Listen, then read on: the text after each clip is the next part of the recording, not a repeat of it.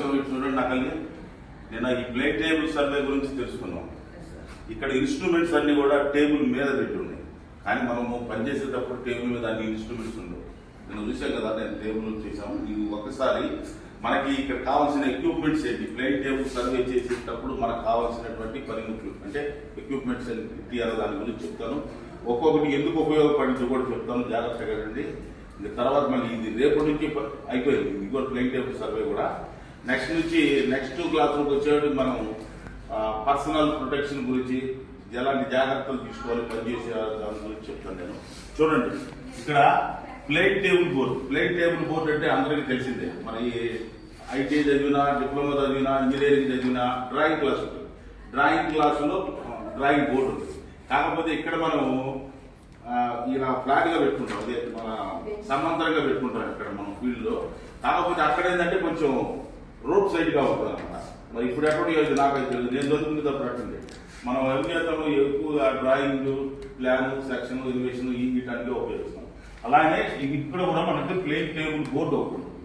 Next tripod stand అంటే మనం table బిగించుకోవడానికి ఈ ట్రైపాడ్ స్టాండ్ అనేది ఉపయోగిస్తాము.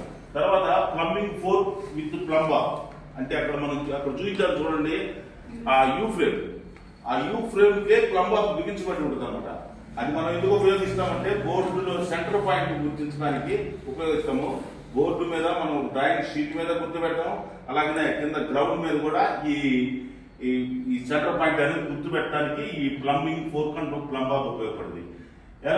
ఎలైడైట్ అంటే ఏంటంటే మనం సైట్ చూడటానికి, మనం ఆబ్జెక్ట్ ని పాయింట్అవుట్ చేయడానికి, అంటే రేంజింగ్ రాడ్స్ ఫిక్స్ చేసాం కదా నేను, ఆ రేంజింగ్ రాడ్ ని చూడటం కోసం ఎలైడైట్ విత్ స్కేల్ ఉంటుంది. దాని మీద మనం స్ట్రైట్ గా లైన్ తీసుకోవడానికి కూడా ఆ ఎలైడైట్ అనేది మనకు ఉపయోగపడుతుంది అనమాట.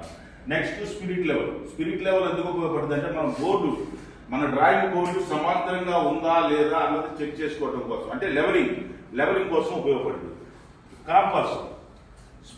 నెక్స్ట్ కాంపాస్ ఉంది కదా, ఈ కాంపాస్ అనేది ఏంటంటే డైరెక్షన్ తెలియజేయడం.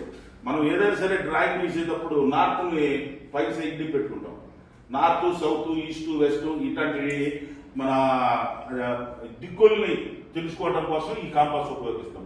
డ్రాయింగ్ షీట్ అనేది మనం ప్లాన్ దాని మీద లైన్స్ తీసుకోవాలి కాబట్టి డ్రాయింగ్ షీట్ చాలా most important. Clips, drawing sheet మీద మనం క్లిప్లు పెట్టి డ్రాయింగ్ షీట్ ని బోర్డుకు పిలుచుకోవడానికి ఈ క్లిప్స్ అను, ఈ స్క్రూస్, ఈ డ్రాయింగ్ పిన్స్ ఉపయోగపడతాయి. పెన్సిల్స్ అండ్ ఎరేజర్స్, మరి పెన్సిల్ తో మార్క్ చేయాలి, ఎరేజర్ తో అవసరమైనప్పుడు తుడుపుకోవాలి. రేంజింగ్ రాడ్స్ అంటే మనము బౌండరీస్ ఫిక్స్ ఎక్కడెక్కడ చేసుకున్నామో ఆడ పాయింట్అవుట్ చేసి రేంజింగ్ రాడ్స్ ని నిలబెడతాం. మనం వాటినే చూసి దీనిలో నుంచి అది ఎంత దూరం ఉందో తెలుసుకొని డ్రాయింగ్ షీట్ లో స్కేల్ ప్రకారం గీస్తాం అనమాట. నెక్స్ట్ అంబ్రెల్లా అన్నట్టు, ఎండలో పనిచేయాల్సి వచ్చినప్పుడు పైన గొడుగు, అంబ్రెల్లా అంటే గొడుగు. నెక్స్ట్ మెజరింగ్ టేప్, మనము ఇక్కడ సెంటర్ పాయింట్ నుంచి రేంజింగ్ రాడ్ ఎంత దూరం ఉన్నది అనేది టేప్ పెట్టి కొలవాలి, ఆ మెజర్మెంట్స్ తీసుకోవాలి. అలానే ఇప్పుడు ఫస్ట్ మెథడ్ ఏముంది, రేడియేషన్ మెథడ్. అమ్మది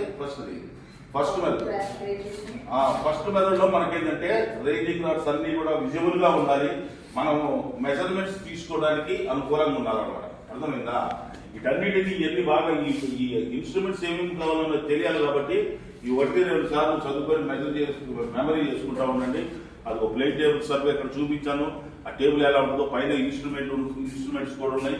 ఇది ఏమో యూ ఫ్రేమ్, ఇదేమో ఎలైడెడ్, ఇదేమో డ్రాయింగ్ షీట్, అది ప్లేట్ టేబుల్.